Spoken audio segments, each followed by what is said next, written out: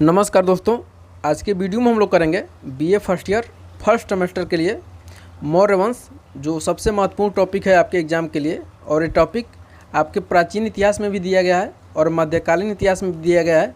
तो ये दोनों विषयों के विद्यार्थियों के लिए है और डीडू यूनिवर्सिटी गोरखपुर। तो चलिए आज के सबसे पहले क्वेश्चन की शुरुआत करते हैं। और आपके एग्ज़ाम में बहुत कम समय है, इसलिए क्वेश्चन करना काफ़ी ज़रूरी है। क्वेश्चन देखिएगा, अर्थशास्त्र का लेखक समकालीन था। क्वेश्चन नंबर 1 है आपका, अर्थशास्त्र का लेखक समकालीन था। ऑप्शन ए देखिएगा अशोक का, ऑप्शन बी चंद्रगुप्त मौर्य का, ऑप्शन सी चंद्रगुप्त द्वितीय विक्रमादित्य का और ऑप्शन डी है समुद्रगुप्त का। तो इसका राइट आंसर हो जाएगा दोस्तों ऑप्शन नंबर बी, यानी चंद्रगुप्त मौर्य का समकालीन था अर्थशास्त्र का लेखक। और अर्थशास्त्र का लेखक है कौन? तो अर्थशास्त्र का लेखक याद रखिएगा चाणक्य हैं, चाणक्य या कौटिल्य। अर्थशास्त्र का लेखक चाणक्य या कौटिल्य। यह किसके समकालीन है? तो चंद्रगुप्त मौर्य के समकालीन है और चंद्रगुप्त मौर्य का प्रधानमंत्री भी है चाणक्य। क्वेश्चन नंबर 2 देखिए, बिंदुसार किस धार्मिक संप्रदाय का अनुयायी था? काफ़ी महत्वपूर्ण क्वेश्चन है। बिंदुसार किस धार्मिक संप्रदाय का अनुयायी था? ऑप्शन ए देखिएगा जैन, ऑप्शन बी बौद्ध, ऑप्शन सी लोकायत और ऑप्शन डी है आजीवक। तो इसका राइट आंसर हो जाएगा ऑप्शन नंबर डी आजीवक। बिंदुसार आजीवक संप्रदाय का अनुयायी था। और क्वेश्चन में आपसे पूछा जाएगा कि चंद्रगुप्त मौर्य किस धर्म का अनुयायी था? तो चंद्रगुप्त मौर्य क्या था? जैन धर्म का अनुयायी था। और पूछा जाएगा क्वेश्चन में आपसे कि अशोक किस धर्म का अनुयायी था? तो अशोक बौद्ध धर्म का अनुयायी था। ये सब क्वेश्चन आप अपने दिमाग में बैठा लीजिएगा और अपने कॉपी पे जैसे हम आपको बता रहे हैं वैसे लिखते रहिएगा, इससे बाहर क्वेश्चन नहीं जाएगा, मेरा पूरा दावा है। आगे बढ़ते हैं क्वेश्चन नंबर 3 की तरफ। क्वेश्चन नंबर 3 देखिए, चाणक्य क्या अन्य नाम था? चाणक्य का अन्य नाम था, ऑप्शन ए देखिएगा Bhatt Swami, option B Vishnugupta, option C Rajshekhar और ऑप्शन डी विशाखदत्त। तो इसका राइट आंसर हो जाएगा दोस्तों ऑप्शन नंबर बी, यानी चाणक्य का अन्य नाम विष्णुगुप्त है। और इनका अन्य नाम क्या मिलता है? तो चाणक्य, विष्णुगुप्त, पाचिल स्वामी। आगे बढ़ते हैं क्वेश्चन नंबर 4 की तरफ। क्वेश्चन नंबर 4 है आपका, कौटिल्य या चाणक्य किसका निम्न में से किसका प्रधानमंत्री था? कौटिल्य या चाणक्य एक ही नाम है, किसका निम्न में से प्रधानमंत्री था? ऑप्शन ए देखिएगा चंद्रगुप्त द्वितीय का, ऑप्शन बी अशोक का, ऑप्शन सी चंद्रगुप्त, माफ़ करिएगा दोस्तों, क्वेश्चन एक बार और पढ़ देते हैं। कौटिल्य या चाणक्य निम्न में से किसका प्रधानमंत्री था? ऑप्शन ए देखिएगा चंद्रगुप्त द्वितीय का, ऑप्शन बी चंद्रगुप्त मौर्य का, ऑप्शन सी अशोक का और ऑप्शन डी अजातशत्रु का। तो इसका राइट आंसर हो जाएगा ऑप्शन नंबर बी, यानी कौटिल्य या चाणक्य चंद्रगुप्त मौर्य का प्रधानमंत्री था। और आपको गलत करवाने के लिए सबसे पहले ही क्या दिया रहता है? चंद्रगुप्त द्वितीय विक्रमादित्य यह किस वंश से संबंधित है? तो गुप्त वंश से संबंधित है और चंद्रगुप्त मौर्य वंश से संबंधित है। तो इस क्वेश्चन को काफ़ी अच्छा से ध्यान दीजिएगा इस क्वेश्चन पर। आगे बढ़ते हैं क्वेश्चन नंबर 5 की तरफ। क्वेश्चन नंबर 5 है, वह कौन शासक था जिसने राज सिंहासन पर बैठने के लिए अपने बड़े भाई सुसीम की हत्या की थी? वह कौन सा शासक था जो राज सिंहासन पर बैठने के लिए अपने बड़े भाई सुसीम की हत्या की थी? ऑप्शन ए देखिएगा Ashoka, option B Ajatashatru, option C Kanishka और ऑप्शन डी सिमुक। तो इसका राइट आंसर हो जाएगा ऑप्शन नंबर ए, यानी अशोक ने क्या किया था? अपने बड़े भाई की हत्या की थी। यह कहाँ से जानकारी प्राप्त होती है? तो दिव्यावदान में जानकारी प्राप्त होती है। दिव्यावदान क्या है? तो बौद्ध ग्रंथ है। क्वेश्चन नंबर अगला देखिए, क्वेश्चन नंबर 6 है आपका, मौर्य साम्राज्य की स्थापना किसने की? ऑप्शन ए देखिएगा Bindusara, option B Chandragupta Maurya, option C Ashoka और ऑप्शन डी बिंबिसार। तो इसका राइट आंसर हो जाएगा ऑप्शन नंबर बी, यानी मौर्य साम्राज्य की स्थापना चंद्रगुप्त मौर्य ने की थी। अगला क्वेश्चन देखिए, क्वेश्चन नंबर 7, नंद वंश के पश्चात मगध पर किस राजवंश ने शासन किया? नंद वंश के पश्चात मगध पर किस राजवंश ने शासन किया?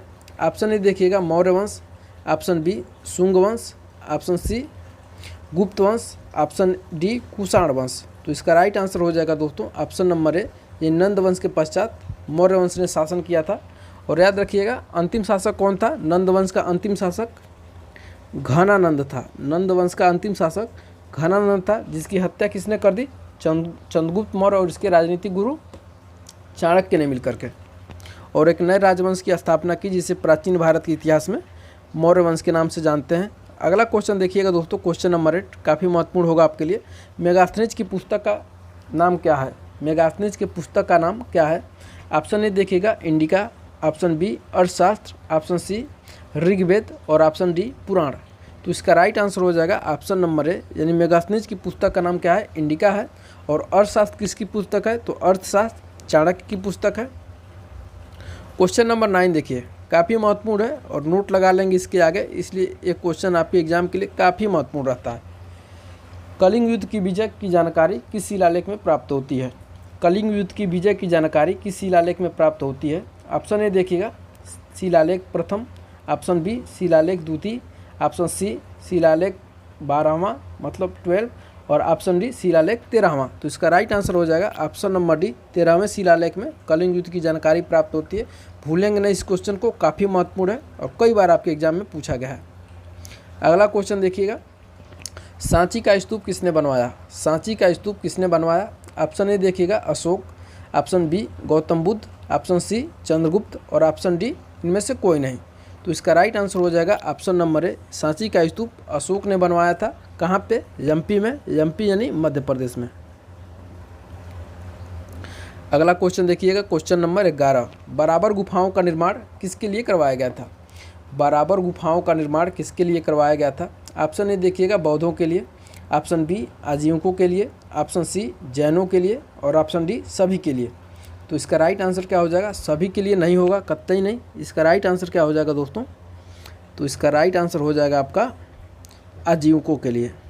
बराबर गुफाओं का निर्माण अशोक ने भी करवाया था और दशरथ ने भी करवाया था। किसके लिए? तो आजीविकों के लिए। और क्वेश्चन में पूछ लिया जाए कि आजीवक संप्रदाय का संस्थापक कौन है, तो याद रखिएगा मक्खल गोसाल। हम बता भी देते हैं आपको और अपने कॉपी पे भी लिख लेंगे आप कि आजीवक संप्रदाय का संस्थापक कौन है? मक्खल गोसाल, मक्खली गोसाल। नहीं दिख रहा होगा आपको, हम दिखा देते हैं। आजीवक संप्रदाय का संस्थापक मक्खल गोसाल। ये सब क्वेश्चन को आप अपने कॉपी में नोट कर लेंगे, बार बार रिवाइज करेंगे, बार बार रिवाइज करेंगे, इसी में से क्वेश्चन आने हैं। बाकी तो आपके यूपीएच राजेंद्र में बहुत मोटा मोटा पोथी दिया है, तो उसको आप रटते रह जाएंगे, नहीं हो पाएगा। मुश्किल से 30 से 35 क्वेश्चन एक टॉपिक में करवाएंगे, बस आपको याद हो जाएगा, 2 बार बस देखना होगा आपको। आगे बढ़ते हैं क्वेश्चन नंबर 12 की तरफ। अशोक ने कलिंग पर आक्रमण कब किया था? अशोक ने कलिंग पर आक्रमण कब किया था? ऑप्शन ए देखिएगा 260 ईसा पूर्व, ऑप्शन बी 261 ईसा पूर्व, ऑप्शन सी 273 ईसा पूर्व और ऑप्शन डी 280 ईसा पूर्व। तो इसका राइट आंसर क्या हो जाएगा? ऑप्शन नंबर बी, अशोक ने कलिंग पर 261 ईसा पूर्व में आक्रमण किया था। भूलिएगा नहीं, काफ़ी महत्वपूर्ण है। और सबसे महत्वपूर्ण क्वेश्चन यह है जो कभी नहीं भूलेंगे, आपके एग्जाम में तो पूछा जाएगा, लेकिन जब हम एग्ज़ाम दिए थे आपके डी यूनिवर्सिटी का, तो वहाँ पे भी ये क्वेश्चन पूछा गया था हमारे समय में भी। अशोक के अभिलेखों को पढ़ने का श्रेय किसको प्राप्त है? काफ़ी महत्वपूर्ण क्वेश्चन है। अशोक के अभिलेखों को पढ़ने का श्रेय किसको प्राप्त है? ऑप्शन ए देखिएगा John Marshall, option B William Jones, option C James Prinsep और ऑप्शन डी अलेक्जेंडर कनिंघम। तो इसका राइट आंसर हो जाएगा दोस्तों ऑप्शन नंबर सी, यानी जेम्स प्रिंसेप ने अशोक के शिलालेखों को पढ़ा था। वेरी मोस्ट इंपॉर्टेंट क्वेश्चन है यह। अगला क्वेश्चन देखिए, क्वेश्चन नंबर 14, डाइमेकस किसके दरबार में आया था? डाइमेकस किसके दरबार में आया था? ऑप्शन ए देखिएगा Bimbisara, option B Ajatashatru, option C Bindusara, option D Ashoka. तो बिंबिसार और बिंदुसार में आप कंफ्यूज नहीं होंगे। बिंबिसार कौन है? तो बिंबिसार हर्यक वंश का संस्थापक है। और बिंदुसार कौन है? तो बिंदुसार मौर्य वंश से संबंधित है, चंद्रगुप्त मौर्य का पुत्र है। तो इसी के दरबार में, बिंदुसार के दरबार में ही कौन आया था? डाइमेकस आया था। बिंदुसार के दरबार में डाइमेकस आया था और चंद्रगुप्त मौर्य के दरबार में मेगास्थनीज आया था। अशोक के दरबार में डायनीसियस आया था। ये तीनों क्वेश्चन काफ़ी महत्वपूर्ण है आपके लिए। अगला क्वेश्चन देखिए, क्वेश्चन नंबर 15, चंद्रगुप्त मौर्य की राजधानी थी। चंद्रगुप्त मौर्य की राजधानी थी। ऑप्शन ए देखिएगा Mathura, option B Pataliputra, option C Varanasi, option D Prayag. तो इसका राइट आंसर हो जाएगा दोस्तों ऑप्शन नंबर बी, यानी चंद्रगुप्त मौर्य की राजधानी कहाँ पे थी? पाटलिपुत्र में थी। क्वेश्चन नंबर 16 देखिए, मौर्य वंश का अंतिम सम्राट कौन था? मौर्य वंश का अंतिम सम्राट कौन था? ऑप्शन ए देखिएगा Chandragupta, option B Ashoka, option C Bindusara और ऑप्शन डी दशरथ। तो इसका राइट आंसर क्या हो जाएगा? ऑप्शन नंबर डी, यानी क्वेश्चन में थोड़ा सा मिस्टेक हो गया दोस्तों। इसका राइट आंसर क्या हो जाएगा? यहाँ पे होना चाहिए बृहद्रथ, यहाँ पे होना चाहिए आपका बृहद्रथ। तो मौर्य वंश का अंतिम सम्राट कौन था? तो मौर्य वंश का अंतिम सम्राट बृहद्रथ था, जिसकी हत्या कौन कर दिया? पुष्यमित्र शुंग ने कर दिया और एक नए राजवंश की स्थापना की, जिसे प्राचीन भारत के इतिहास में शुंग वंश के नाम से जानते हैं। क्वेश्चन नंबर 17 देखिएगा, तृतीय बहुसंगीति का आयोजन किस शासक के समय हुई थी? तृतीय बहुसंगीति का आयोजन किस शासक के समय हुई थी? ऑप्शन ए देखिएगा Ashoka, option B Kanishka, option C Chandragupta Maurya और ऑप्शन डी बिंदुसार। तो याद रखिएगा दोस्तों, इसका राइट आंसर हो जाएगा तृतीय बहुसंगीति का आयोजन अशोक के समय में हुई थी। कहाँ पे हुई थी? तो पाटलिपुत्र में हुई थी, पाटलिपुत्र में। और इसके अध्यक्ष कौन थे? इसके अध्यक्ष कौन थे? तो मोगलपुत्र तीस्त। क्वेश्चन नंबर 18 है, बिंदुसार पुत्र था, बिंदुसार पुत्र था। ऑप्शन ए देखिएगा अशोक का, ऑप्शन बी चंद्रगुप्त मौर्य का, ऑप्शन सी अशोक अजातशत्रु का और ऑप्शन डी सिद्धार्थ का। तो इसका राइट आंसर क्या हो जाएगा? Option number B Chandragupta Maurya का पुत्र कौन था? तो बिंदुसार था। और बिंदुसार का पुत्र कौन था? तो अशोक था। क्वेश्चन नंबर 19, चंद्रगुप्त मौर्य का गुरु कौन था? चंद्रगुप्त मौर्य का गुरु कौन था? ऑप्शन ए देखिएगा भद्रबाहु, ऑप्शन बी अश्वघोष, option C Mogalputra, option D इनमें से कोई नहीं। तो इसका राइट आंसर क्या हो जाएगा दोस्तों? Option number A Chandragupta Maurya का गुरु भद्रबाहु था। और इसी के निर्देशन में, इसी से दीक्षा प्राप्त करके चंद्रगुप्त मौर्य ने कर्नाटक श्रवण बेगोला नामक स्थान पर उपवास के द्वारा अपने शरीर का त्याग दिया। क्वेश्चन नंबर 20 है आपका, क्वेश्चन नंबर 20, किसने सर्वप्रथम सौराष्ट्र में सुदर्शन झील का निर्माण करवाया? किसने सर्वप्रथम सौराष्ट्र में सुदर्शन झील का निर्माण करवाया? ऑप्शन ए देखिएगा Chandragupta Maurya, option B Rudradaman, option C Kumaragupta और ऑप्शन डी स्कंदगुप्त।